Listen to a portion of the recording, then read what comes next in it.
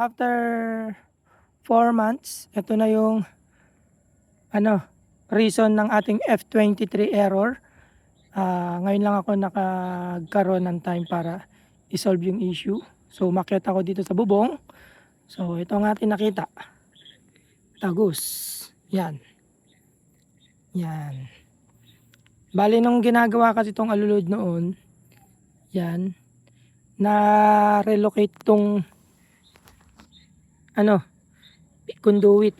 Dati kasi nandito siya. Yan. So nung naglagay nung itong para sa alulod, inilipat nung gumagawa ng alulod dito. Kaya yun, sa pool nung binalik itong X-screw, nawala sa isip niya na may conduit, which is wala na tayong magagawa, tapos na. At least nakita ko na yung reason ng ating F23 error.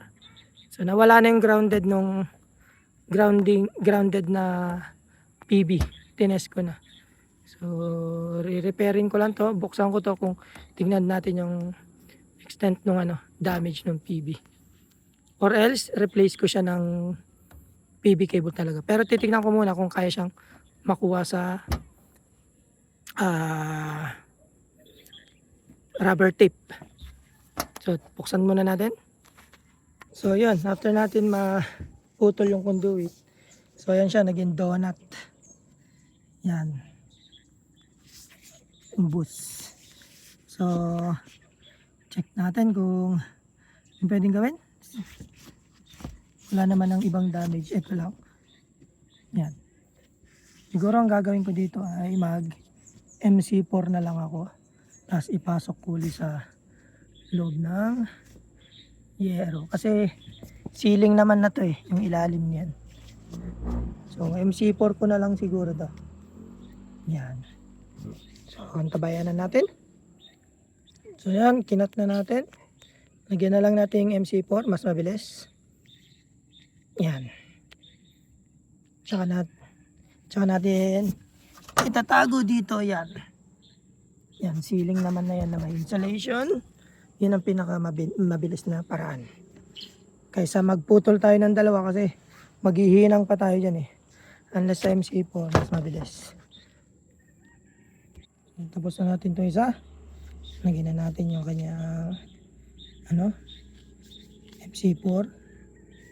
Yan, maganda naman yung pagkakakrimp with the use of proper tools.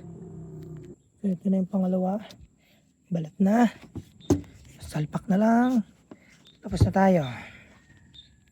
So yan. Nadugtong na natin using MC4. Mas okay na to kaysa maghinang. Yan, tapos tatago na natin doon. Tapos all goods na. So yun siya. Tatago lang yan.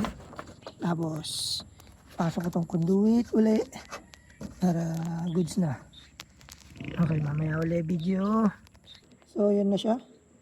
Secured na yan dyan. At babalik na natin tong bobong. Yan. So yun na siya. Binalik ko na siya sa dati niyang pwesto. Doon siya talaga dati. So wala na siya dito. Yan. At sana maging okay na ang lahat. Di bali wala nang gagawin uli dito sa bubong. So pupunta na tayo sa baba to test ng ating PB.